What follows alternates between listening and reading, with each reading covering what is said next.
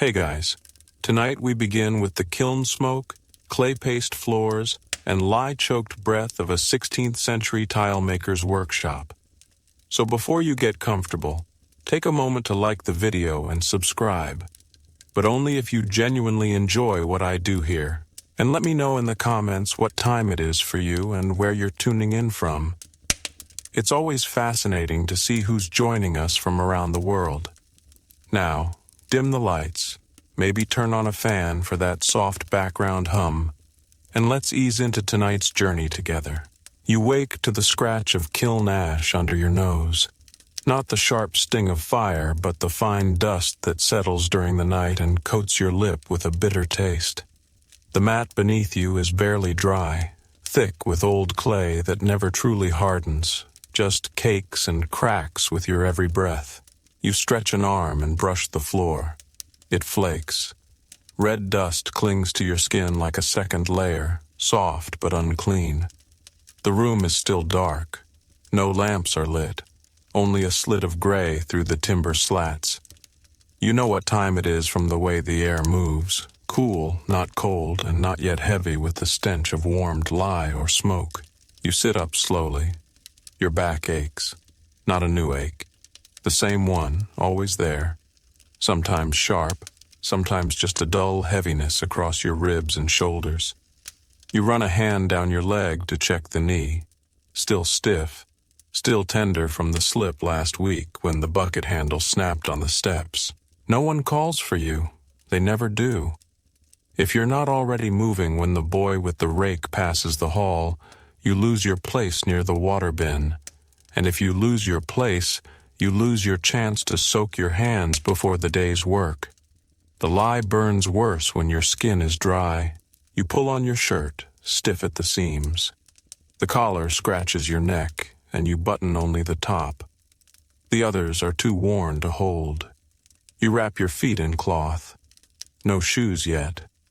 You still haven't earned them back since you left the press mold out last month. They took them without a word. You haven't asked for them back. Out in the corridor, the floor dips toward the drain channel. You step around it, careful not to slip. The water from the kiln room is always running. Not clean water, not drinkable, just warm enough to steam slightly in the early air, bringing up the reek of ash, lime, and failed glaze. You pass the door to the mixing room, the one with the slanted windows and iron-banded vats. Someone is already stirring. You hear it, the slow suck of clay being turned with a wooden pole, thick and deep, like a creature breathing in a pit. The boy with the rake passes you without speaking. His arms are streaked with soot already. That means the first fire has been lit. You're late. Not enough to be punished, but enough to be noticed. You walk faster. The water bin is nearly empty. You cup a handful and press it to your palms, then to your wrists. The skin there is cracked from yesterday, red beneath white. The cool helps, but only briefly. You dry your hands on your shirt and move to your place at the shaping bench. The tools are still there. The press stone, the copper wire, the sanded mold board. You run your hand across the wood. It's warm already. That means someone else used it before you. You feel the groove where their fingers slipped. You sit. You wait for the clay. You don't speak. You don't move. You listen to the room breathe.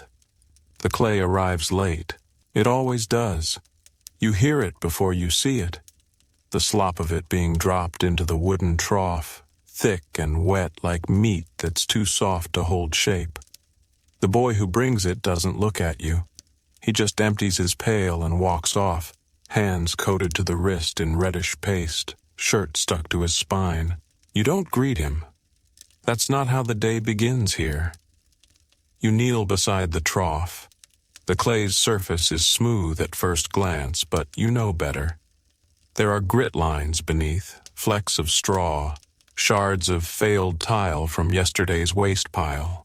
You dip your hands in slowly. The cold bites, but not deep, just enough to remind you what's coming. You stir, not to mix. That's been done. You stir to feel, to know if it's settled too long or too short. Today it's short. Still a bit loose, too much water. That means more drying time. That means fewer tiles pressed before midday. You scoop 2 handfuls and slap it onto the mold board. It sticks with a wet thud, flattens slightly at the edges. You press it once with your palm to flatten it further, then grab the tile press, a square frame with iron weights in each corner. You lower it slowly, counting to 4 before letting it rest. While the pressure does its work, you clean yesterday's tools. The copper wire for cutting has curled at the ends. You straighten it against the bench. One side's notched, likely nicked against grit. You file it smooth with the brick stone kept under the rack. The air is warmer now. You feel it in your shirt collar, in the clay that begins to crust along the trough rim. Someone drops a mold. You hear it crack. Not your fault. You don't turn. After a minute, you lift the press. The tile has taken shape. Not perfect. A slight curve on the edge. You'll file it later if you're allowed. You slide it onto the drying board beside the others. 18 from yesterday. 5 from this morning. You won't reach your quota. You never do. But they keep you anyway. Maybe because you don't speak. Maybe because you don't break things. Or maybe because you don't ask for new shoes. By midday, the kiln starts to breathe. That's the word they use. Breathe. It's not fire yet. Just warmth. The kind that rises from the floorboards when the heatstone chambers under the tile stack start to fill. You feel it in your knees. The old boys say it'll crack your bones early if you work too close for too many years. You believe them. You're called to rake ash next. That's not your job, not usually. But someone's missing. So you take the flat pan and the long-handled rake and step into the kiln hall. The smoke is low, clinging to the brick floor. You crouch. You slide the pan in first, scrape slow, pulling out the pale ash from yesterday's firing. It sticks in the corners. You twist the rake, careful not to strike the wall. The brick is old, cracked from hundreds of heatings. You collect a full pan, dump it in the bin near the door. Your eyes water. You blink and keep raking. A voice calls from the back. Not sharp, just firm. Bucket. You nod. You grab it. And you go. The bucket is heavier than you remember. Not from weight, but from heat. The bottom has been warmed near the fire pit, and the wood steams faintly where the iron bands press it tight. You carry it with both hands, careful to tilt it slightly so the lye mix inside doesn't slosh against the rim. The handle is wrapped in linen to keep it from burning your fingers, but the steam seeps through anyway. You walk the edge of the kiln room, keeping to the darker side where the bricks still hold last night's cold. The light here flickers orange, bending through smoke. Your path takes you past the lime vats and the pile of broken tile, sharp edges glinting in heaps of gray rubble. The smell is worse here. Not the smoke, not the heat, but the chemical reek of boiled clay water and soot-rotted wood. At the back, near the old shutter wall, the floor dips. There you kneel, place the bucket gently beside the stone trough. A man waits there. Not one you know by name, just his silhouette through the haze. He nods once and takes the ladle. The lye goes into the mix by hand. No measuring, just instinct.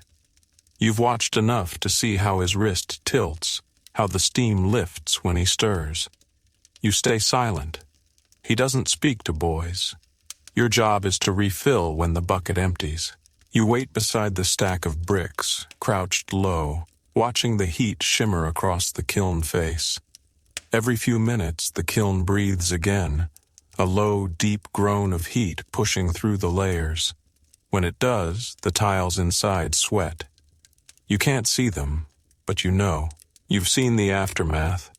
The bubbling glaze, the curled edges, the tiles that warp because someone misjudged the firing. The man nods again. The bucket's half empty. You lift it, walk the path again. This time the steam rises higher. It sticks to your face, coats your lips in something sour. You lick your teeth once. They taste like stone.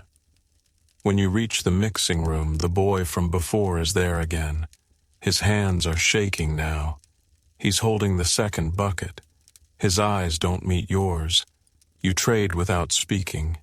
His hands are red. You wonder if he's dropped one. You wonder if he'll be replaced before the bell. You carry the second bucket back. This one leaks. Just a little from a crack near the base sealed with wax.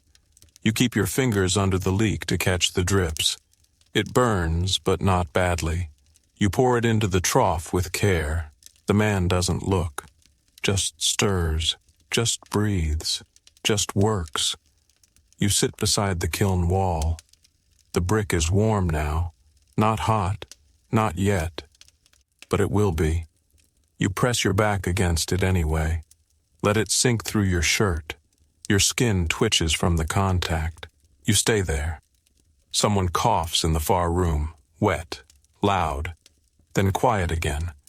You rest your eyes for a moment, not sleep, just rest. You listen to the kiln, to the scrape of the rake, to the breath of the fire. You are still, and the fire is not. The bell doesn't ring for breaks. There is no bell. Only the change in footsteps, the slower pace in the hallway, the way someone finally speaks to say, bread. You hear it faintly from beyond the firewall. That's the signal. Not a command, not an invitation, just a word. You stand. Your shirt sticks to your back. You pull it loose gently. The lye bucket is empty again. You set it down near the wall and brush your palms on your trousers. The ash clings no matter how many times you do this. It's in the creases, under your nails, along your elbows where the skin is always dry and split. You follow the scent. It's not strong, but it's there. A sour, stale warmth that tells you someone left the crusts out too long before warming them. Still, your stomach answers. It pulls inward, low and steady. Not pain, not hunger exactly. Just absence, something missing that you've stopped expecting to return. The meal hall is just a corner, 3 benches, a crate with a board nailed to it, and a rusted pot on a trivet that once had legs. The boys sit in 2s and 3s, not together, just near. The man with the ladle moves slowly, pouring from the pot into wooden cups that are darker than the soup. When it's your turn, he nods. You hold your cup steady. It fills halfway. You sit on the floor. The bench is full. That's fine. The floor is warm. You sip. It's not soup. Not really. Just hot water with barley skins and 2 slices of onion floating apart like old rope. It doesn't matter. You drink every drop. You scrape the bottom with your fingers, then lick them clean. No one speaks. One boy breathes too loudly. Another picks something from between his toes. The fire in the back room pops once and everyone looks up, just for a moment. Then, back down. The meal ends when the pot is empty. You rinse your cup in the trough. The water is gray now, streaked with fat and clay. You hold it under the stream until the film lifts. Then dry it on your sleeve and place it upside down on the rack. The man nods again. You don't know his name. You've never heard him say anything but cup. The hallway smells stronger now. The lye has thickened in the mix room. Someone's dropped a cloth near the fire and it's smoldering. You hear the slap of a foot stamping it out. Then the scolding. You recognize the voice, old, sharp, always close behind your ear when you're not fast enough. You walk the opposite direction. The shaping room is cooler. The pressboard is clean. Your last tile sits on the rack, bent slightly at one corner but holding. You run your thumb along its edge, smooth, maybe good enough to keep. You set the board again, press another. This one takes longer. The clay has settled and it doesn't want to lift from the mold. You tap the frame, then slide the edge with the wire. It tears slightly. You try again. The light outside the slats shifts. It's late. Not sundown yet, but close. The glow is orange now, filtered through chimney soot. You press another tile, then one more. You wipe your hands, breathe slow, and wait for the fire to call you back. The fire calls softly, not with sound, but with light. A long orange thread spills from the kiln doorway and stretches across the shaping room floor. That's the signal. When the glow reaches the third board, the loading begins. You wipe your hands one last time and set your tile gently on the rack. It's your seventh. Not enough. Never enough. But not broken either. And that matters more. You walk slowly toward the kiln room. The heat thickens with each step. It presses against your chest, turns your breath short. Not choking, not yet, but enough to tighten your jaw, to bring that familiar sting just behind your eyes. The smoke isn't thick, not like it will be in an hour. Right now it's just the first curl of what's to come. The man with the iron tongs stands by the hatch. He doesn't look at you, just shifts his weight and steps back. That means you load. You nod once, pick up the clay plank with both hands, and walk it to the kiln mouth. The tiles inside are already glowing at the edges, faint but visible. Red-black. The stage before melting, before the crack and warp, before the glaze runs and sets like ice. You place the new tile at the far corner, careful not to let it touch the older ones. The heat bites your face. You hold your breath. You withdraw slowly. Don't turn too fast. That's how boys get dizzy. You back away, set the plank down, and lean against the wall. The stone is hot. You feel it through your spine. Your legs twitch. The man hands you the iron hook. You know this part. Pull the shutter door down, slot it in place, seal the gap with ash paste. Your fingers move without thought. The paste is gritty, cold at first, then warming fast as the door seals. You spread it tight. No gaps, no escape. The kiln breathes deeper. You feel it through your feet. You step aside. He nods once and turns the fire rod. A new log is added. The flames crack once, then again. The tiles inside shift slightly. Too slight to see, but you hear it. A creak, like bone moving. Back in the hallway, the light dims fast. The work is done for now. The fire burns on its own. You return to the shaping room. Sit on your crate. Wipe your brow with the inside of your elbow. The sleeve is soaked. The clay under your nails is hard now. Dry, sharp when you flex. Someone coughs in the far room. You don't move. The sound is too far to matter.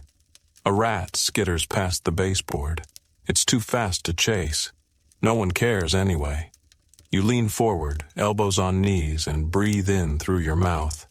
The air tastes like smoke and lime and heat-soaked wood. The board beside you holds your tiles. Still warm, still holding shape. You count them. Again. 7. 1 warped, 2 chipped, 4 solid. You close your eyes for just a moment, and let the heat carry the rest. You wake again before the others, not because of habit, but because of the dream. The same one, always damp, always red, always thick with the sound of glaze cracking as it cools too fast. You sit up slowly, joints stiff, palms stuck lightly to the cloth from dried sweat and fine ash. The floor is cold. Your toes curl against it. The corner of the mat is wet, not from your own doing, just the condensation that collects when the kiln burns all night. Outside the door, the hallway breathes with silence. Not the good kind, just the pause before everything starts again. You stand, wipe your face on your sleeve, and feel the pull behind your ears. The dull ache that settles into the skull when smoke lingers too long near the vents. You're not expected for another hour. But the floor near the shaping bench always dries first, and that means a chance to start ahead. More pressed tiles mean less disappointment in the afternoon, less chance of being told to redo the whole batch because the weight was wrong or the clay too soft. You move without making sound, past the door where someone still snores, past the buckets left out overnight, each with a skin of dust floating atop whatever lye or water they held yesterday. You glance at them, but don't stop. Your path is clear. The shaping board is still there, pressed against the outer wall, just under the high slat where dawn begins to push through. The light hits the board in stripes. You run your hand across it. Still dry. That's good. You press your thumb into the edge of the last tile from yesterday. The warped one. Still soft at the middle. Too slow to dry. You'll move it closer to the fire later. You open the lid of the clay trough. Inside, the surface has crusted slightly. You break it with your fingers, scoop into the cooler middle, and drop a lump onto the board. The press frame rests where it always does, propped between a broken crate and the rake that no one uses anymore. You set it down gently and begin the first press. The tile settles quickly. No air pockets this time. You can feel it in the way the corners respond. Even, no give. You lift the frame after a minute and inspect the edges. One nick. You smooth it with a wetted finger. It holds. You set it aside. The second comes faster. So does the third. By the time you hear the hallway shift, boots, scraping, murmurs, you already have 5. That's more than most finish by first meal. You sit for a moment. Let the clay dust settle from your hands. You breathe in, shallow. Your chest tightens slightly. You press your fist against it once, softly. Then you stand, stretch your back until it pops, and walk to the fire room. You're not told to go there. You just do. You know it needs tending. The ash from last night will have thickened, clumped in corners. If no one moves it, the heat will rise wrong. The glaze will bubble. The tiles will shatter. You reach the pan. The rake is still warm from yesterday. You pick it up, and you begin again. The ash doesn't move easily this morning. It's clumped near the left side of the kiln wall, hardened into brittle crusts that crack only when struck at the right angle. You rake slow, steady, letting the iron teeth scrape across the floor in lines, each stroke pulling more gray grit into the shallow pan at your feet. Your shoulders begin to tighten. It happens faster now.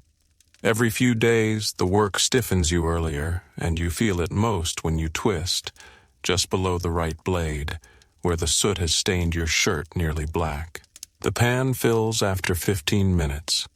You lift it carefully, trying not to spill the edges. The ash is light but fine, and even a breath can send it airborne. You walk it to the far bin where spent powder is dumped for reuse, sometimes as sealant, sometimes for cleaning the press stones, sometimes just because no one knows where else to put it. As you return, someone is already at the kiln mouth.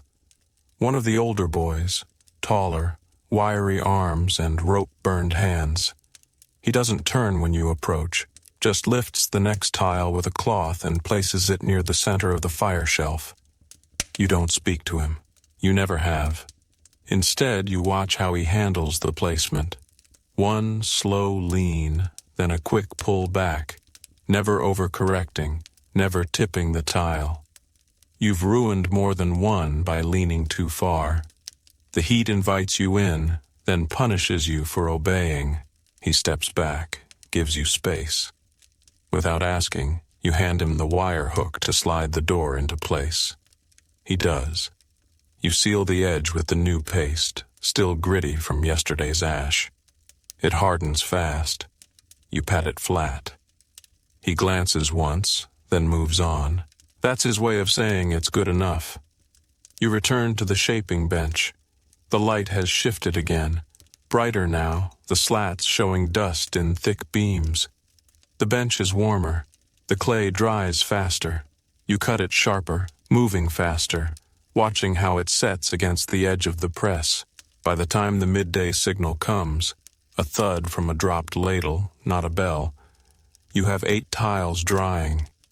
2 still soft, 1 with a crack that you try not to notice. You rinse your hands in the trough. The water is warm now, from sunlight, not fire. It smells faintly of lime and the cloth someone dropped into it hours ago. The meal is the same, thin broth, 1 heel of bread, and a sour pear that's been halved and split between 4 boys. You get the stem end. It's soft in the middle.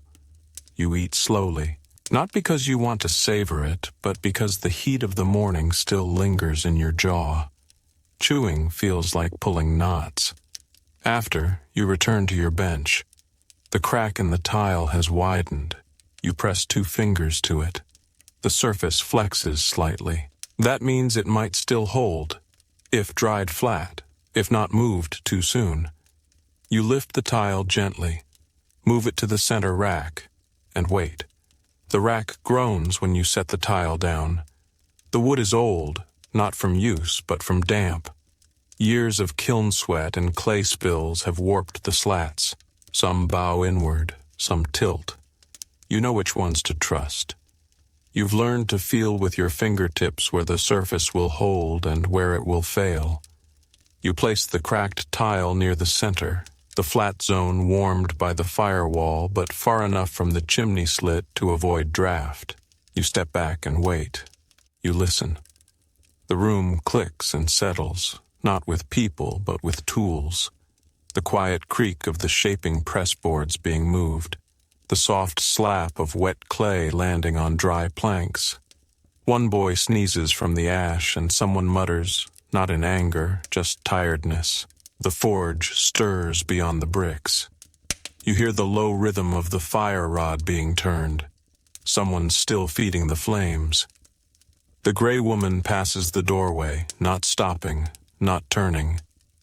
She only walks, her apron heavy with broken shards from the outer yard. She moves like a shadow through the bright room. You don't look directly at her. No one does. But you feel the shift in the air as she goes. That faint sour note of dried glaze and bruised tile dust. A finger of sunlight touches your rack. You move the drying tile slightly, adjusting its angle by instinct. Too much heat and the crack will widen. Too little and the curve will never hold. You've made enough mistakes to know where the balance lies. Another tile is finished. You scrape it clean, trim the edge with the thin wire, wipe the board, and begin again. The motions are slower now, not tired, just dull, the edge of fatigue that numbs, not burns. You let it come. It helps you move without thought. A voice breaks the silence. Glaze room. You freeze. That word doesn't come often. You glance to the door.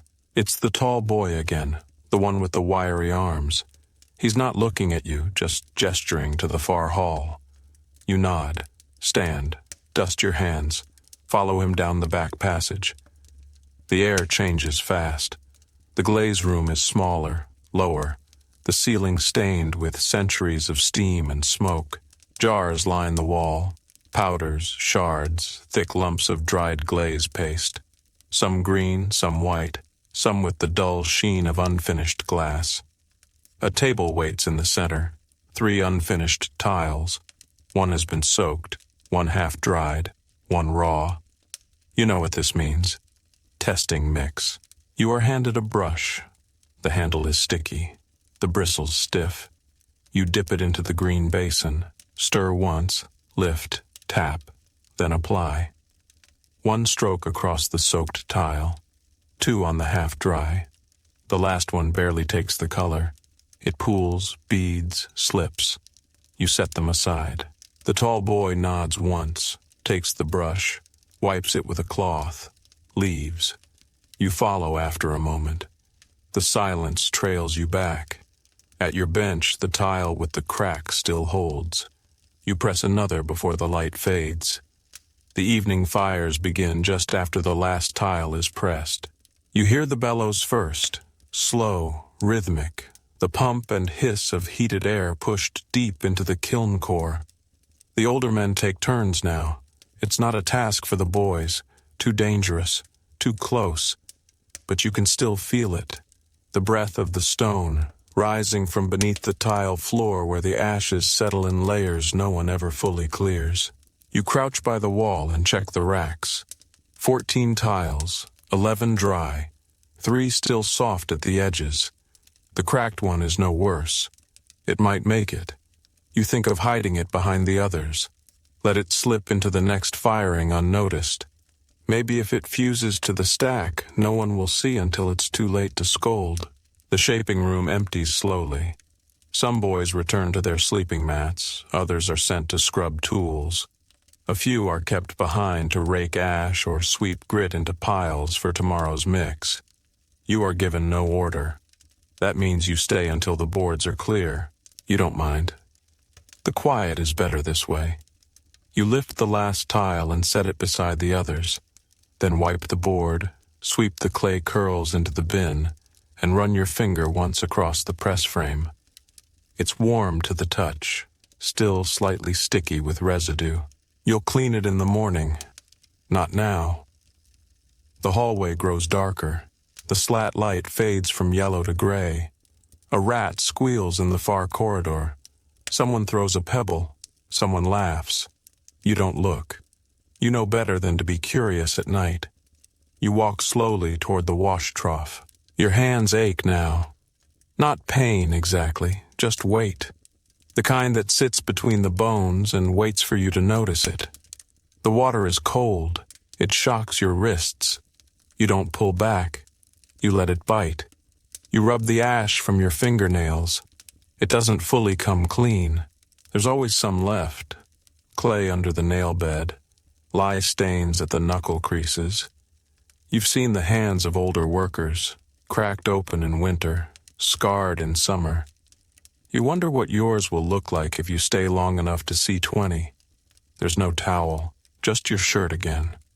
You pat your hands dry and press them against your chest for warmth. You lean over the trough and breathe in. The stone smells of iron and rot, but it's quiet. You stay a moment longer than you should. Back at your mat, someone is already asleep. 2 boys whisper nearby. One hums something tuneless. A threadbare blanket shifts in the dark. You lower yourself gently to the floor, knees first, palms last. You curl against the wall. It's cold. You like that. You stare at the ceiling. You see nothing, but you feel the kiln below. It beats slower now, and you wait for it to stop. The kiln does not stop. It never does. It slows, yes. But stop? No. Even as you sleep, it pulses under the floor like a second heart, its breath pushing up through the stone and into your ribs. You dream of it. Not of fire, but of the sound it makes when tiles crack from poor placement, when the air escapes too quickly from wet clay and splits it down the middle like a dry mouth. You wake before the others. No bell, just instinct. The room is still dark, but not entirely. One window slat has shifted. A single bar of pale gray cuts across the floor and stops at your mat. You follow it with your eyes. It touches the rack where the finished tiles sit, stacked and covered with cloth to keep them from cooling too fast. You rise, quietly. You dress without thinking. Shirt, trousers, the same cloth wrappings for your feet. No shoes yet. You check, but they're not returned. You didn't expect them to be. The shaping board is where you left it. Clean, no crumbs of clay, no pooled moisture. You run your hand along the edge and feel the faint scrape of use. You sit, pull open the clay trough and start to stir. The mix has settled overnight. A skin has formed on top, thin, almost elastic. You pierce it with your fingers, break through to the heavier mass below. The clay is cooler here, more solid. You scoop and slap it onto the board. The sound is familiar. You like that part. The first tile is slow. Your fingers stick more than usual. The press feels heavier. Maybe it is. Maybe your hands are just slower than they were yesterday. You finish the shape, lift the mold, and inspect the edges. One corner curves inward. You adjust with your knife. The line isn't perfect, but it'll hold. You press a second, then a third. The others begin to wake. You hear the shift of limbs on straw, the scrape of bowls being moved, the coughs, deep and dry, that signal another cold morning in a kiln-side dormitory. No one speaks. Not yet. The boy with the cracked nail walks past your bench. His hand is wrapped in cloth. He doesn't stop, just limps by, 1 foot dragging. You know what that limp means. He dropped something hot yesterday. You remember the sound. A thud, followed by silence, followed by no whistle at all. They don't punish for accidents. They just move you to lighter work, or nothing. The gray woman passes next. She pauses, looks once at your stack, doesn't count, just watches your hands move. You don't stop, don't speak. After a moment, she continues on. The morning continues like this. You press tiles, you move the rack. You adjust the damp cloth that covers the drying shapes. The kiln exhales behind the wall. Someone tests the vent flue and smoke curls under the door. At midday, a bowl of broth is placed near your bench. Not handed to you, just placed. You nod, barely, and eat between pressings. The broth tastes of old salt and onion skin. No meat, just warmth. When you finish, you wipe your hands once more, press the next lump into shape, and wait for the weight to settle. By the time the light shifts to gold, the racks are full. 21 tiles laid in rows, staggered so they don't touch. You don't stack them yet. Not until the kiln is cleared. Not until the older boys have taken out the last batch and counted what survived. You sit back, your spine pressed against the wall, the shaping board still warm beside you. Your hands are cracked. Not deeply, just the fine fissures across the fingers and around the knuckles, where the clay dries faster than the skin can heal. You rub your palms together. The dust lifts, then settles back into your cuffs. There's shouting in the kiln room, not panic, just urgency. The kind of voice that means someone misjudged timing again. Tiles coming out too hot or too soft, or stuck together where the glaze ran like syrup and pulled edges inward. You hear scraping, then silence, then scraping again. You know not to go look. It's not your place. Instead, you reach for the wire, the cutting one. You check the tension. One end is fraying. You twist the copper tight, bend the notch back into place. These tasks are yours, not because you were assigned them, but because no one else bothers. You learned that keeping things ready meant fewer punishments, fewer stares. It makes you less visible and safer. The kiln door opens. The heat hits the hallway first. It's dry now, not the wet heat of boiling lye, but sharp and choking, like breathing through cloth soaked in sand. You feel it reach your chest and stop there. One by one, the boys bring out the tiles. Some glow faintly. Others have cooled just enough to handle. You watch from a distance. Some are perfect.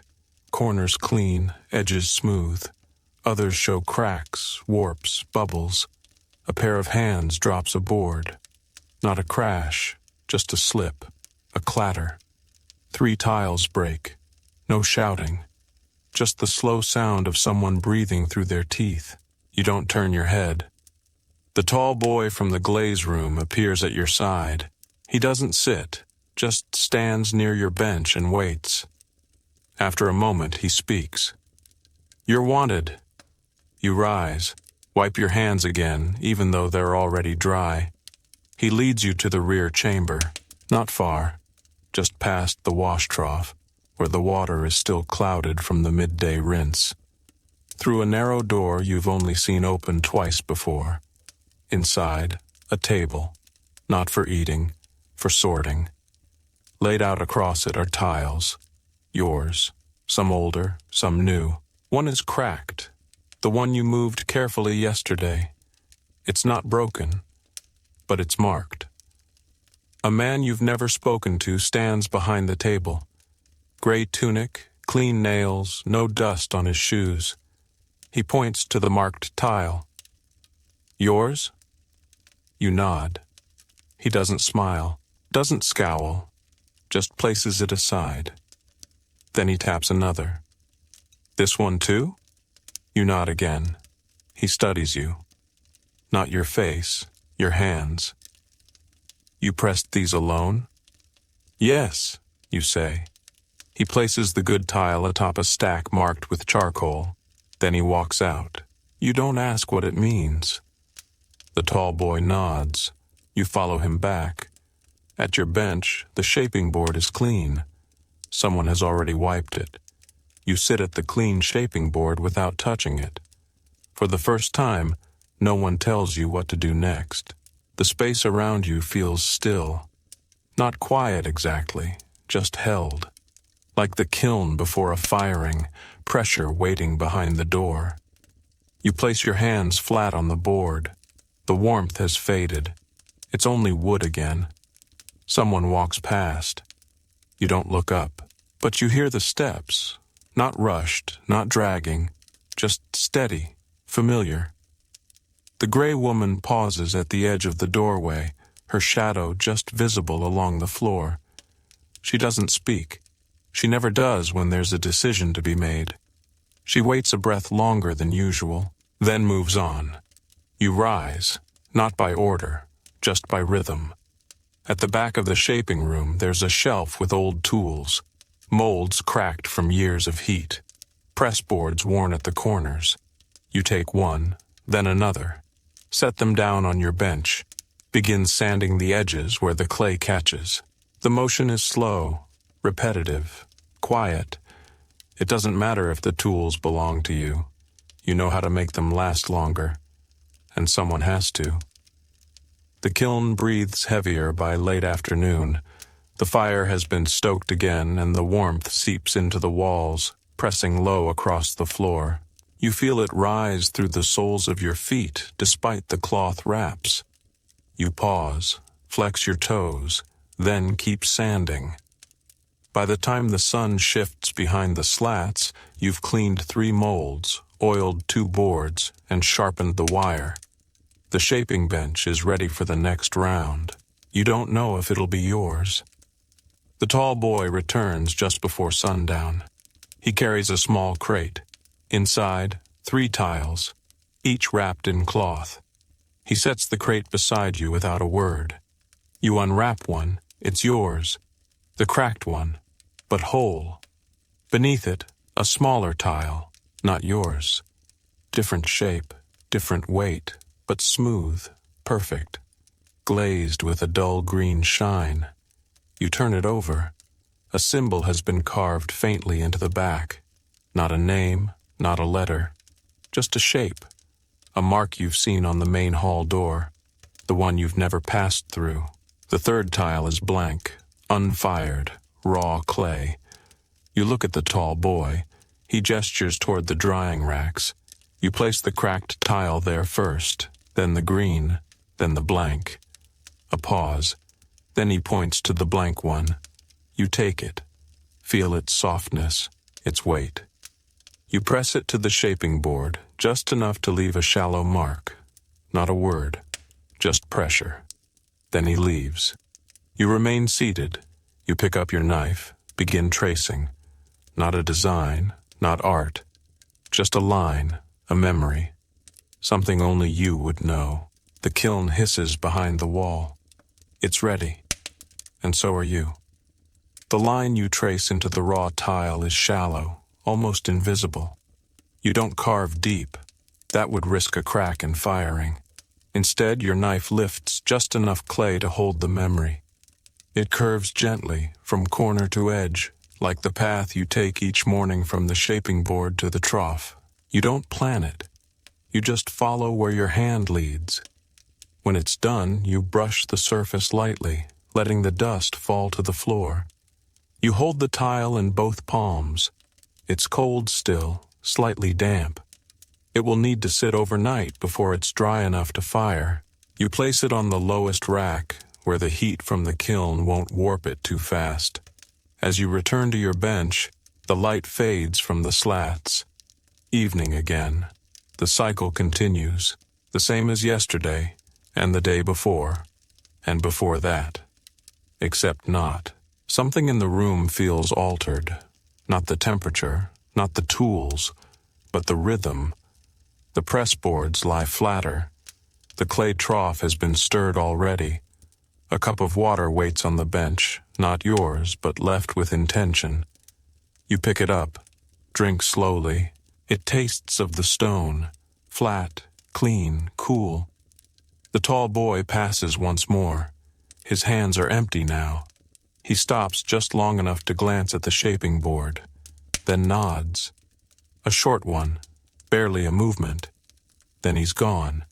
You press your hands against your thighs and breathe deep. The air smells of fired glaze, soot, and the faint sweetness of dried straw mats. You don't go to sleep yet. Instead, you walk to the outer rack where the green tile rests. You lift it carefully. The surface is smooth, warmer now from the air around it. The carved mark on the back draws your attention again. You trace it with your thumb. The shape is simple, a curve with 3 lines across it, like waves or threads. You turn the tile over and look at its face. No crack, no warp, just green. You don't know what it means, but someone left it for you. You return it to the crate, cover it again. The tile you marked today sits beside it, drying, quiet, waiting. You crouch beside it. Watch the edge curl faintly upward. That's normal. You'll press it again in the morning to keep it flat. The kiln rumbles once, not loud. Just a cough from deep inside. The fire's being tended again.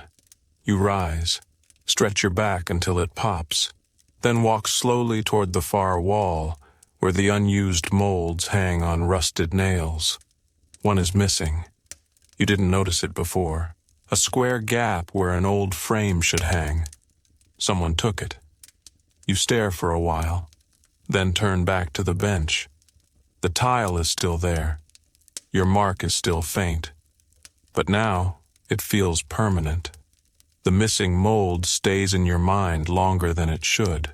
You finish wiping the board, you stack the press weights, you stir the clay, but all the while that empty space on the wall hovers just behind your eyes. You don't know who took it or why, or if they meant for you to notice, but you did. You sleep lightly that night, not from discomfort. You're used to the cold stone mat, the stale air, the sound of rats in the bins, but the shape of the missing mold lingers. You dream of it pressed into soft clay, leaving no mark at all. In the morning, no one says your name. That's good. Names mean attention. Instead, you're handed a clean board and a wrapped cloth. Inside, 3 old shaping tools. Not broken, not new. Yours now. You unwrap each one slowly. A straight edge, a ribbed cutter, a wire press loop.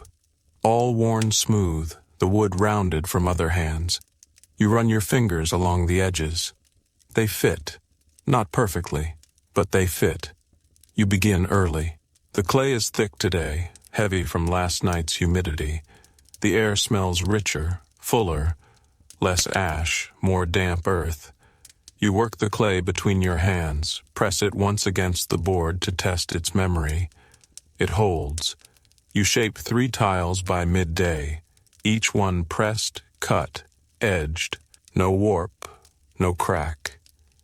You dry them on the second rack, not too high, not too low. Mid-rack dries even. That's what the tall boy told you once when he still spoke. After meal, you're called to the rear hall again, this time by the woman. She doesn't use words, just her eyes and a tilt of the head. You follow. The rear room hasn't changed. Same table, same crates, same smell of old straw and cooling glaze. But now the man is there, the one with clean shoes. He's holding your tile, the one with your mark. He doesn't say anything for a long time, just runs his thumb across the surface, then flips it, then looks at you. "This is yours," he says. You nod. "You marked it." Another nod. He sets it down gently. "What does it mean?" You open your mouth, then close it. You don't know how to say it. You didn't think it through. It wasn't a message. It was a memory, a path. "It's the walk," you say finally, "from the board to the fire." He stares at you longer, not with confusion, just stillness. Then he steps aside. Behind him a new crate, smaller. Inside, 6 blank tiles, raw, untouched. "These are for you," he says. "Shape them, mark them, fire too." You nod once, then again, slower.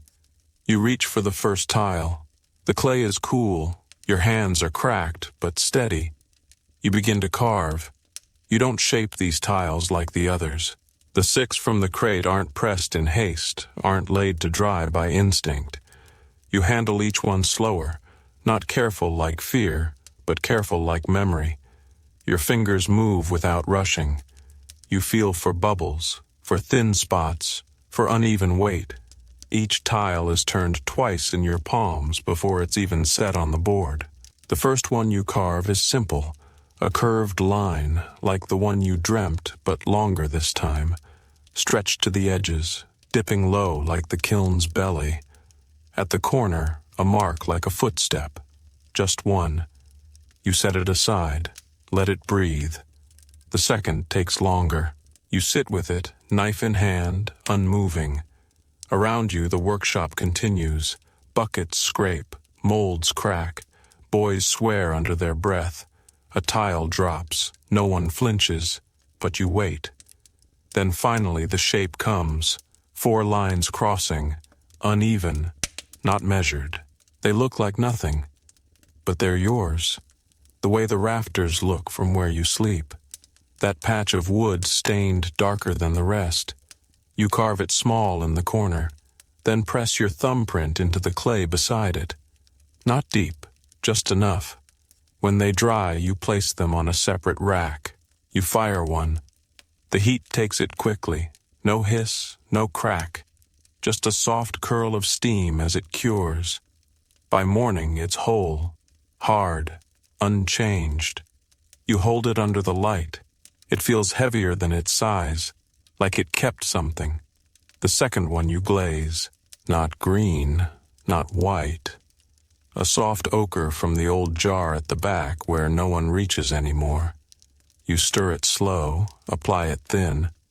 Let the brush drag dry in places. You want the surface to show the lines. It fires in the small chamber. Just 4 tiles that day. Yours is placed last. When it comes out, no one speaks, not even the man. He holds it up once, turns it over, sets it down, and walks away. You stand beside it for a long time. It is yours, completely. Back at your bench, the shaping board is clean. A folded cloth sits in the corner. Inside, another tile, raw, damp. You unwrap it. There's a note under the cloth. 1 word, continue. You sit. You begin. No one watches you. But someone always knows. The new tile is softer than the last, not just in texture, in feel. It holds your fingerprints longer. The clay doesn't resist. It welcomes your pressure, your edge, your hesitation. You press your palm flat against it once, not to shape, but to sense. You lift your hand. The warmth it left stays. You set your knife down. You don't carve right away. Instead, you clean the bench. You sweep the dry bits of yesterday's glaze. You stack the unused boards and wash the press handle even though no one told you to. This tile needs a clean room, not out of respect, out of necessity. The mark you make on this one is not a line, it's not a symbol, it's space. You press the center flat, then drag your thumb from one edge to the other, leaving a shallow trough across the surface. It's not decorative, it's not even precise, but it means something. You're not sure what. You let it dry without placing it on the rack. Instead, you set it on the edge of your shaping board, exposed, visible. If someone touches it, it'll shift. If they bump the table, it could crack. But you leave it there. You eat late. Bread crust and broth. One onion skin floats in the bowl. No one talks. One boy doesn't come to the meal. You don't ask where he is. After, the tall boy enters with a cloth bundle. He unwraps it beside your rack. 3 tiles inside. One is yours. The ochre one. You nod. He doesn't speak, just points at the others.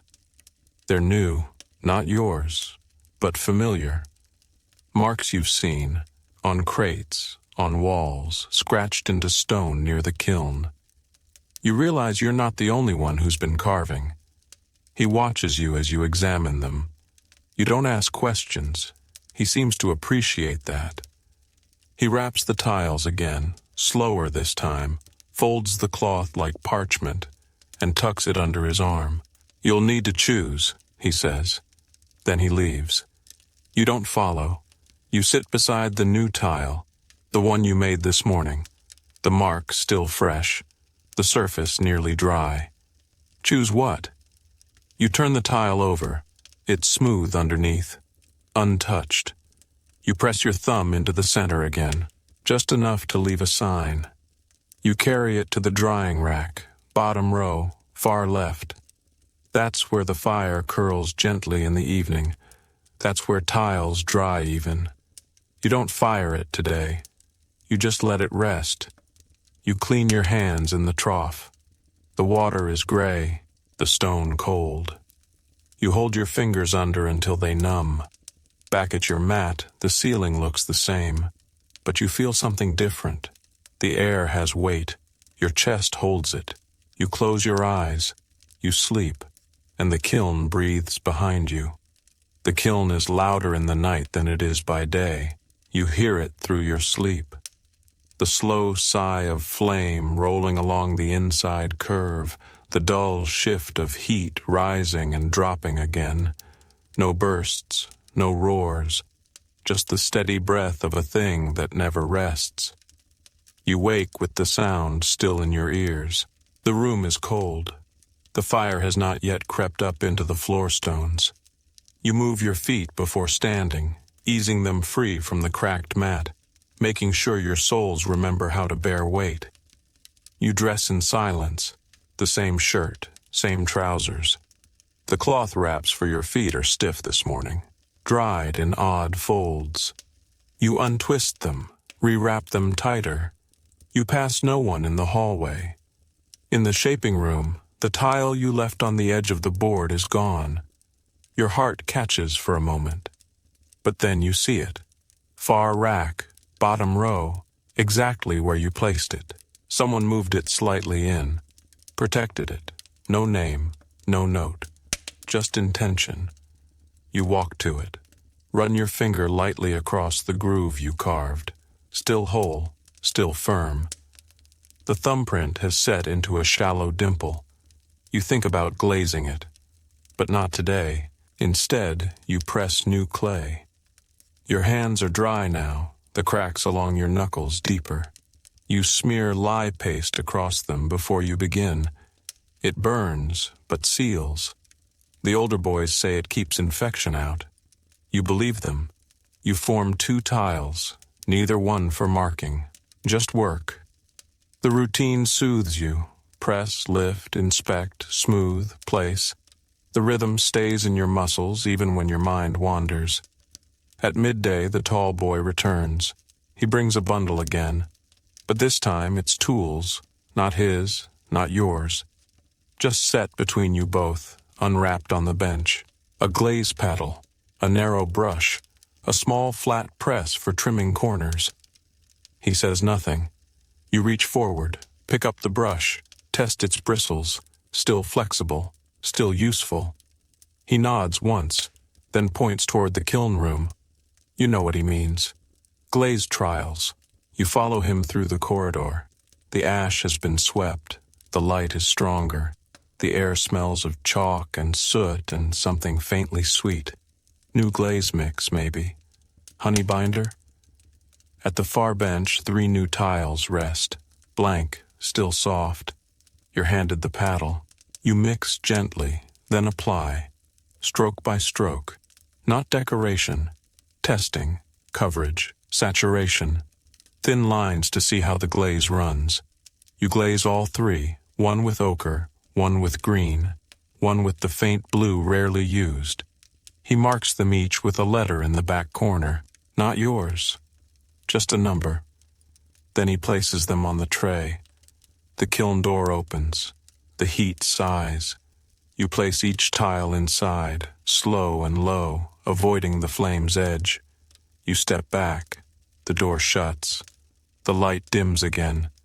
Back at your bench, the tools are gone. But the mark you left in the clay? Still waiting. The kiln fires through the evening, sealed tight with paste and ash, its glow dim behind the iron vents. No one speaks near it now. Even the older boys move with care, their voices low, their steps measured. Everyone knows the risk of a mistimed breath when the glaze cures. One sound, one footfall too hard, and the heat shifts just enough to ruin every tile inside. You stay near the edge of the shaping room, far from the fire. The air here is cooler, still touched by the outside wind pushing through the slats above. You press one last tile before dusk. Routine now, no mark, no flourish. Just work. You trim its edge with the short wire, dust it with ash, and place it with the others. Someone brings water, not to drink, to cool the floor where the fire has crept too close. The splash echoes faintly, then vanishes. You see the steam rise and curl like fingers against the ceiling beams. The tall boy is gone tonight. No crate, no brush, no words, just absence. You sit with the rack for a while. Watch how the firelight plays across the tiles.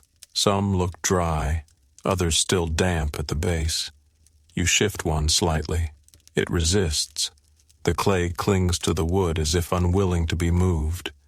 You leave it. Your fingers ache, not from injury, but from repetition. The 1,000 small movements required to shape, to press, to carry. It settles in the bones like lime dust, invisible but constant. The tile you marked yesterday is firmer now, ready for fire, but no one calls you to place it, so you wait. Night settles slow, the voices fade. One cough in the distance, one laugh, cut short, then silence. You go to your mat, lie flat, let your arms rest at your sides. The ceiling looks closer tonight. The kiln groans once, a low, stretched sound, then nothing. You sleep without dreams. In the morning, the bench is empty. The man with clean shoes is waiting near the glaze room. He does not call you. He only watches. You walk to him without a word. He opens the kiln door. Inside, the 3 test tiles, all whole. He lifts them one by one. The green has bubbled. The ochre held. The blue has cracked. He sets the ochre tile aside. You recognize it. He hands it to you. "Fire yours," he says, then leaves. You carry the ochre tile to your bench. Set it beside the marked one. Their size is nearly equal, their weight different. You press a 3rd tile, unmarked, smooth. Then take the first, the one with the curved line. You walk to the kiln. No one watches. You open the door. The heat rushes past your face. You place the tile inside. You close the door. You seal it. Then you wait. The kiln takes the tile without protest. No crack. No hiss. No sudden recoil of steam through the vent slots. Just heat. Constant and deliberate. The same as always.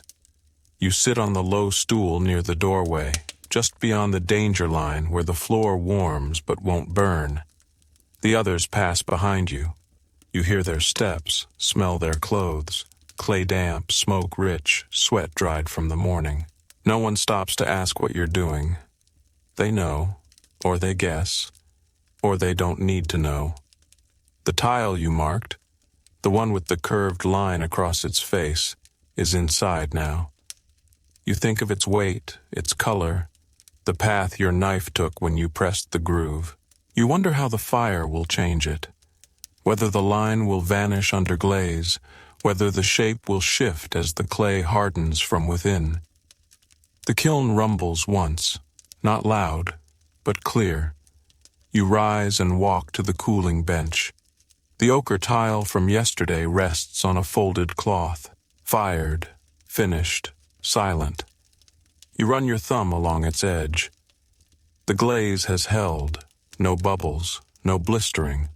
The mark on the underside is faint, almost missed if you don't know where to look. You wrap it in a square of linen, not to hide it, just to carry it. Back at your shaping bench, another tile waits. Someone has placed it there.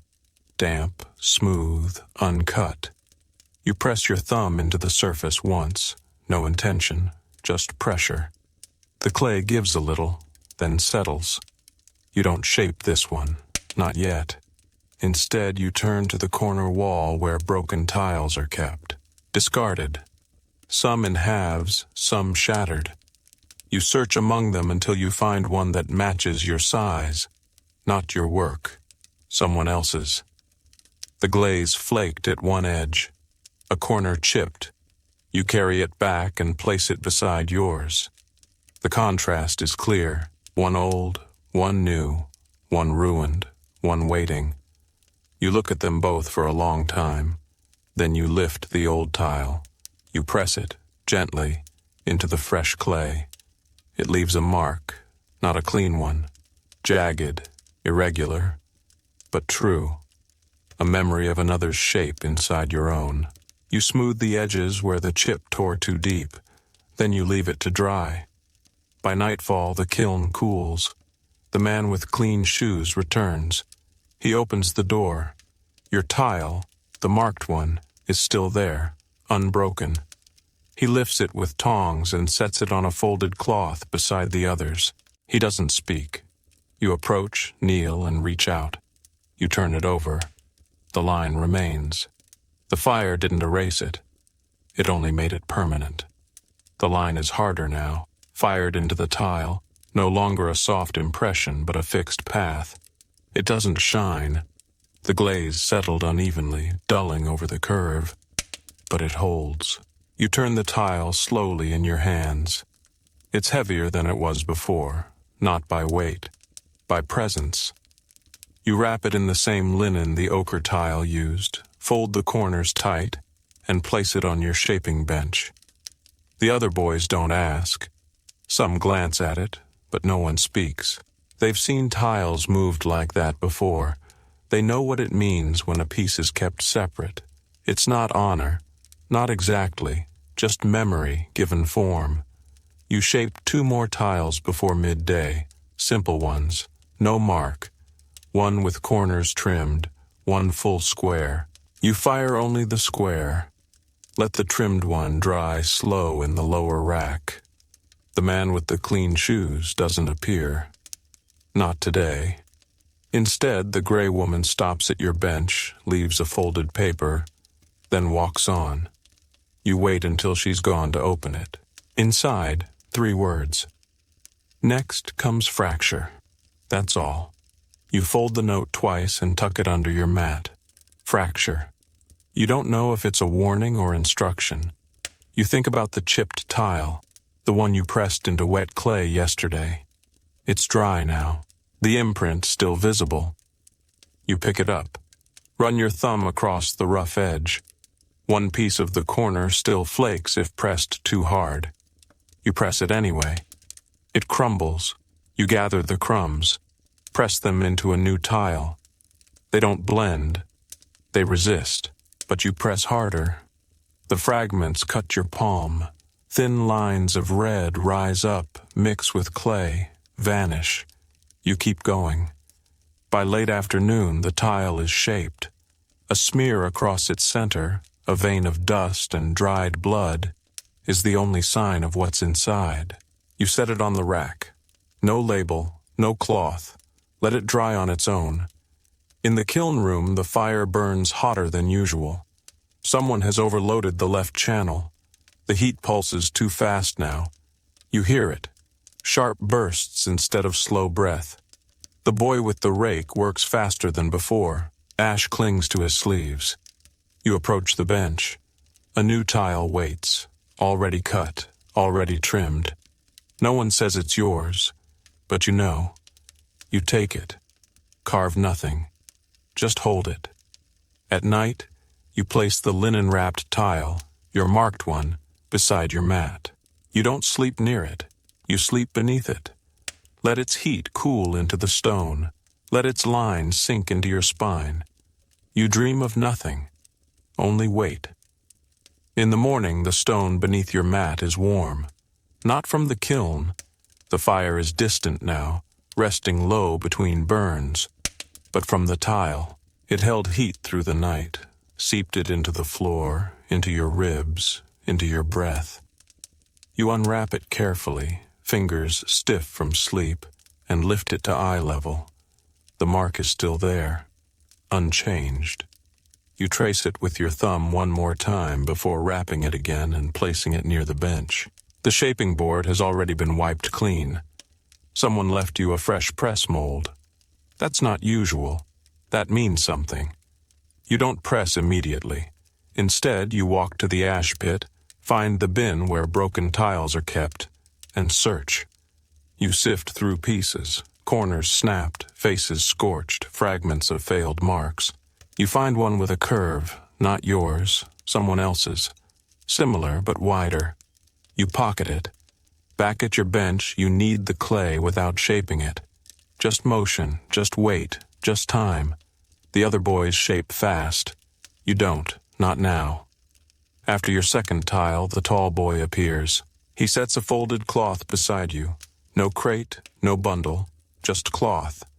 Inside, 4 tile shards, each with a mark, each with a fracture line clean through the center. You study them. One has been burned too long, black around the edge, still intact. Another is warped, but its curve remains beautiful, intentional. The third is missing a corner. The fourth is only a face, no back, no glaze. You arrange them in a square, trying to make sense of how they fit together. They don't, not cleanly, but they speak. The tall boy watches. He doesn't interrupt.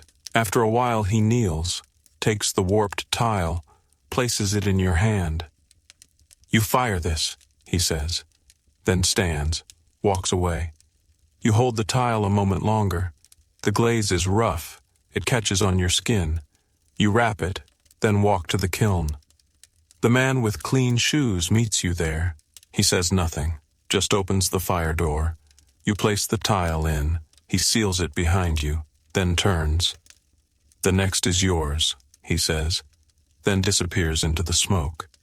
Back at your bench, your hands shake slightly, not from fear, from effort. The clay you've been shaping presses tighter now. You form the next tile with both hands, pressing from the center outward, making the edges curl up just slightly, like a bowl. You don't trim it. You don't smooth it. You let the fractures show. You carry it to the drying rack. Place it on the top shelf. No cloth, no mark. You let it dry as it is. And for the first time, you do not stay to watch it. You walk away. The next morning, the tile is gone. You knew it would be. The top rack is empty. No dust, no trace of where it sat. Not even the outline it left in the drying cloth. You touch the shelf once. Cold. The warmth from the fire hasn't reached here yet. The kiln hasn't been stoked. You return to your bench. The cloth from yesterday's shards still lies folded. You unwrap it again. The 4 pieces are still there. You rearrange them, forming new shapes.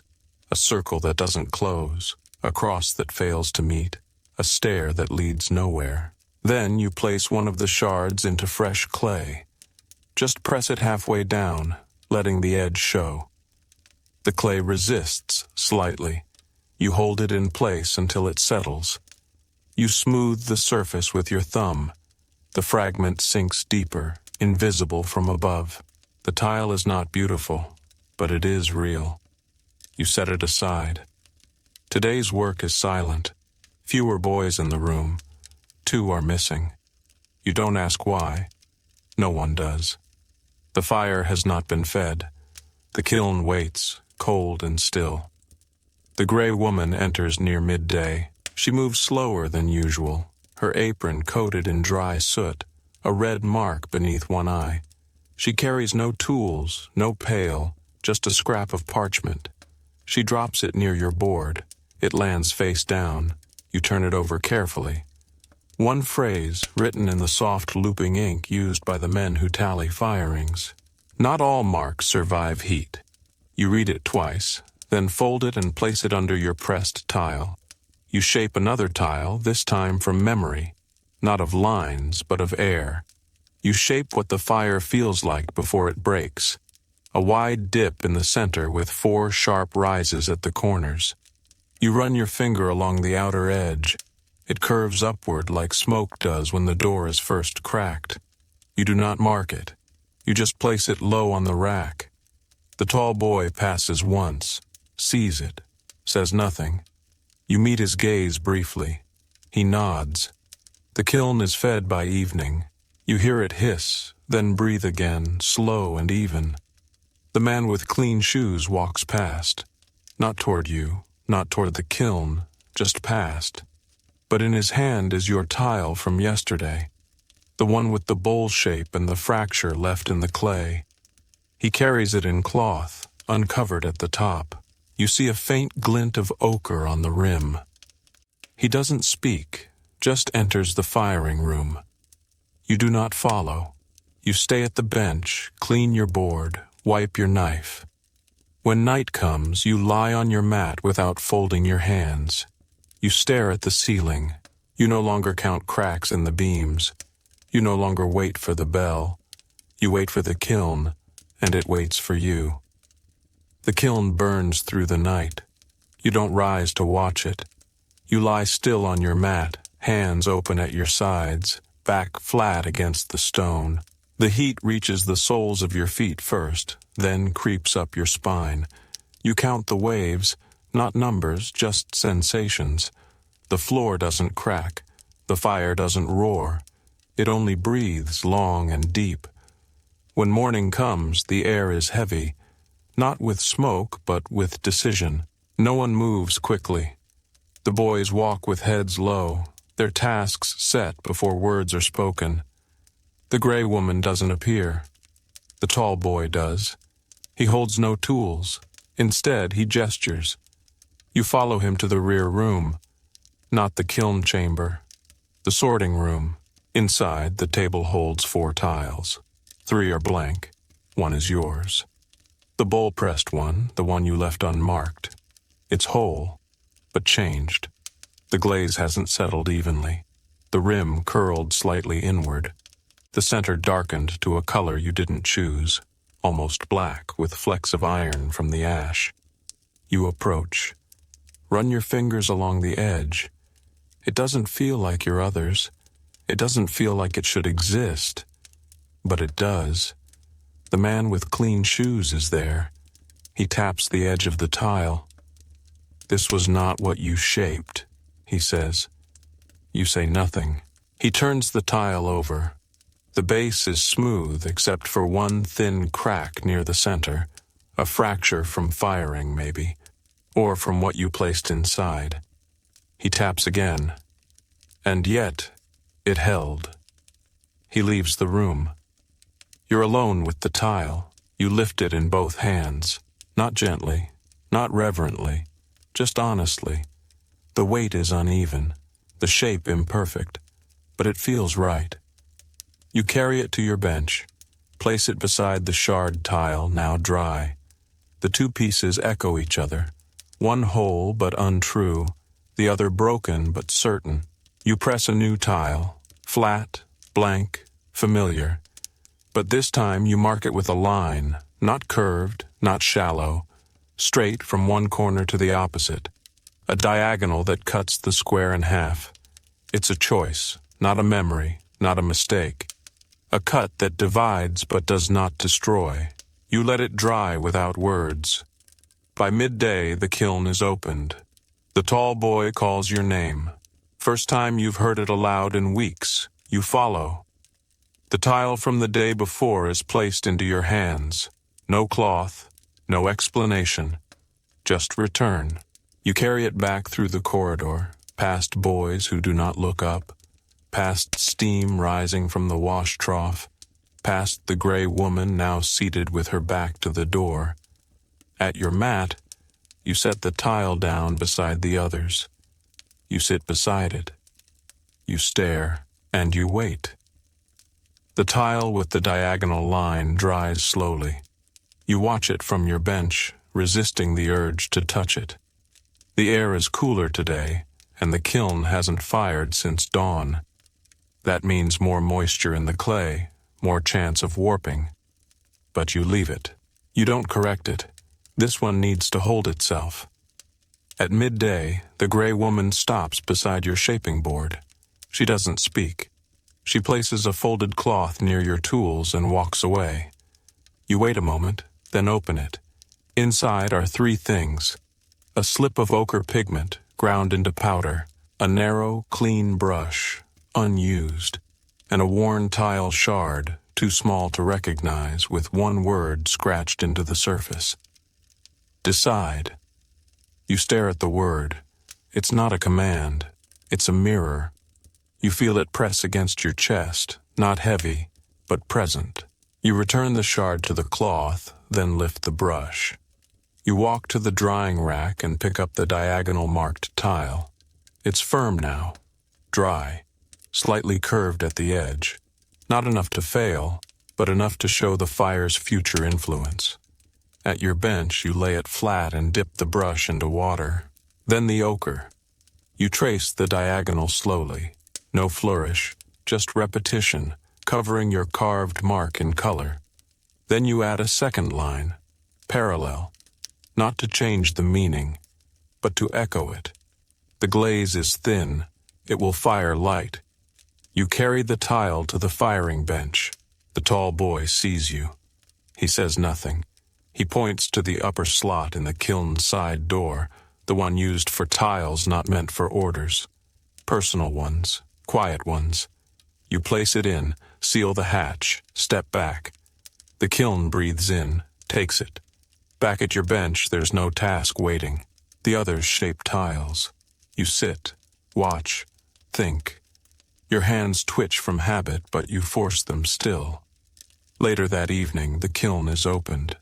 Inside, the diagonal marked tile has darkened. The glaze ran. The twin lines are no longer neat. One stretched wider. The other broke midway. The fire interrupted your decision, but left it whole. The man with clean shoes retrieves it. He carries it without comment, but does not walk away. He places it in your hands. "You'll leave this one behind," he says. You nod. He gestures toward the far table, the one no one uses. A tile rests there, blank, glazed smooth. No mark. He points to it, then to you. "This one you take." He turns and walks off. You approach the table, lift the tile. It's cool, lighter than yours, balanced, but unfamiliar. You hold it anyway, and something inside you settles. You place it in cloth, set it near your mat. The others don't look. They don't need to. They've seen the change, and they know what follows. Morning comes without fire. The kiln is silent. No smoke from the upper flue. No glow through the vent slats. Just stillness. Not absence, but pause. The boys speak in whispers, if at all. Their tools move slowly. Their footsteps are lighter. Even the gray woman walks as though something fragile is drying in the air. You rise before the meal bell. Dress quietly. No cloth for your feet today. Just skin against stone. You carry nothing at first. Not until the shaping board is clean, the water bin still, the light from the slats thin and blue. Then you lift the cloth-wrapped tile, the one from the far table, the one given, not made. You unwrap it slowly. The glaze reflects faint lines from the rafters above. No mark on its surface, no curve, no line, no pressure pressed from a tired hand. You hold it in both palms, flat. Then you walk, past the shaping room, past the drying racks, past the ash bins and broken molds. You walk the long corridor that leads behind the kiln, the one used for carting firewood, lined with damp straw and tools no longer named. At the end, a small door waits, low, iron-bound, almost hidden by the wall's shadow. It's open. You step through. Inside, a shelf. Not wide, not tall, but full. Tiles, stacked in pairs, some wrapped in parchment, some bare. Marks you recognize, marks you don't. Some cracked, some scorched, some whole. Each placed, each left. You pause, then you kneel. You lift one tile, pale blue with a carved loop at the edge. Underneath, dust. You place yours in its place. No announcement, no sound. Just weight, shifting gently into silence. You rise, walk backward through the door, and close it behind you. It doesn't latch. It never has. Back in the kiln room, the fire has begun to stir again. You hear the scrape of rake against brick, the pump of bellows, the low voice of the tall boy calling out weight and wood. You return to your bench. Sit. Breathe once. Then begin again, not with clay, not with glaze, but with a blank board and two open palms.